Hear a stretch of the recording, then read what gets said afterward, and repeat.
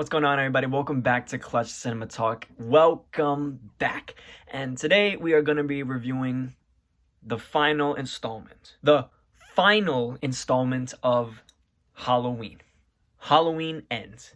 It's supposedly the last. And this is going to be a spoiler review. Spoiler reviews is going to be all spoiler in this. So if you have not seen it, go watch it. Then come back to this video right now. Let me just talk about how I felt about this trilogy, number one. So the first Halloween, 2018, 19, one of those. Not bad. I liked it. It's one of the better Halloween sequels and reboots, whatever you want to call them, other than the very original, which is one of my favorite horror movies of all time. Then came Halloween Kills. Halloween Kills, I watched it. I didn't watch it in the movies. I watched it at home, and it was okay. It was okay. I think there could have been a few more in that. I'm pretty sure I did a review on that. So if you want to know about my thoughts about Halloween Kills, you go watch that video. But Halloween Kills, okay, not bad. Wasn't as good as the first 2018 Halloween, but whatever. Halloween Ends. Was I excited for this? Not really, because I was just underwhelmed by Halloween Kills that I didn't really have any hype for Halloween Ends. So, coming to Halloween Ends.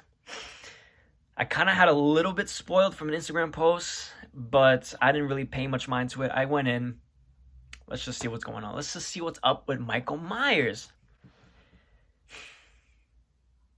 He was like a cameo in this movie.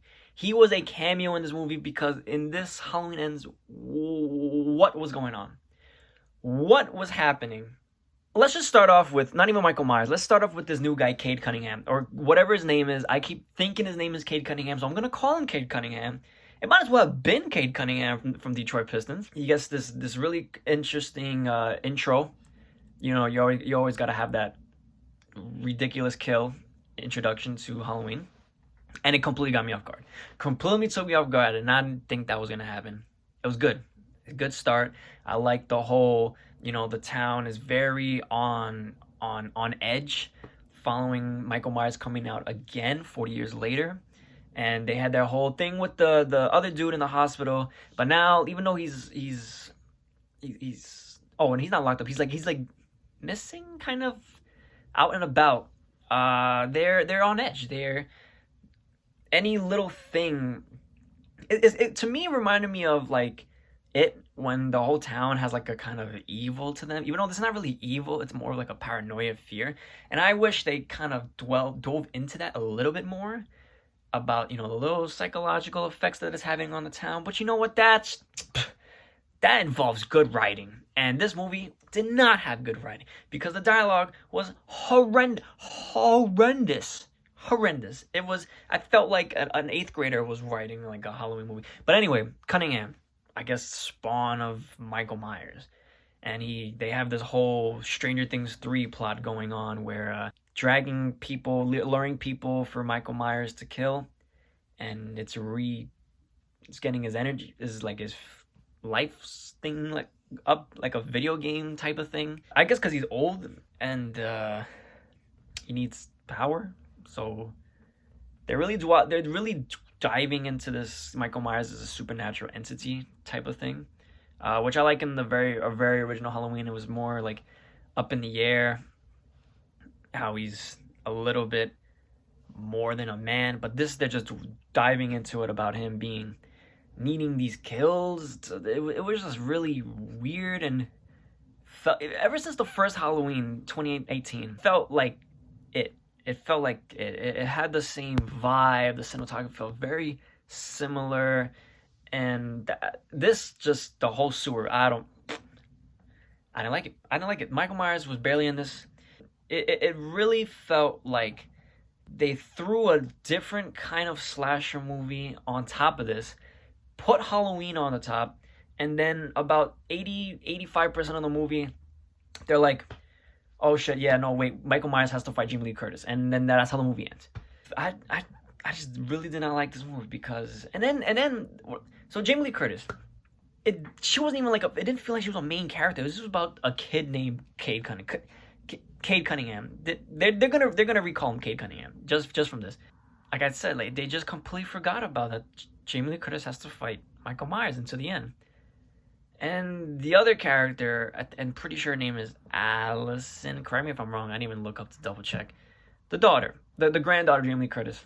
Wow, you want to talk about character assassination? They violated her character. They turned her into just blinded by love for Cade Cunningham, and she just doesn't even think clearly. And it was just terrible. It was just so terrible. It felt so old school and not believable. And talking about not believable, Cade Cunningham's mother on one of the most comical, over the top performances I've ever seen of a mom who's just so overprotective. It was ridiculous. It was ridiculous. It was last point. Honestly, this movie felt like it didn't know what era it wanted to be in. It felt like it wanted to be in the 70s, but it's not, because everybody in the town is dressed like they're from the 1970s.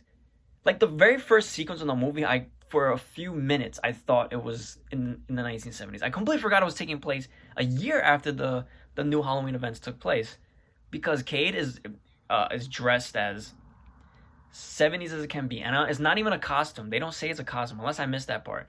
But everybody in the town after that, the band kids, like, first of all, these damn band kids, who saw that coming? That they're jocks? Is that what's going on in small town America? Band, whatever. But these people are all dressed so throwback. It felt like it wanted to be in the 70s, like a humongous homage to the Halloween, the very first Halloween. But overall, Halloween ends. Well, thank God it's over for now, because that was that wow. It makes you watch it and then you realize, you're like, wow, Halloween Kills is not that bad. It makes Halloween Kills look even better. And I get that there's a lot of expectations for ending a trilogy like that, since they really brought up the hype. But you can skip it. You can watch it. It's on Peacock. Just watch it on Peacock. Like, I mean, it's not even so. But yeah, you guys let me know what your thoughts are gonna be on this movie. Did you like it? Do you want to see another reboot of Halloween? Let me know. I kind of do. I kind of don't. So, whatever. I'll catch you guys in the next video. All right. Later. Bye. Yer.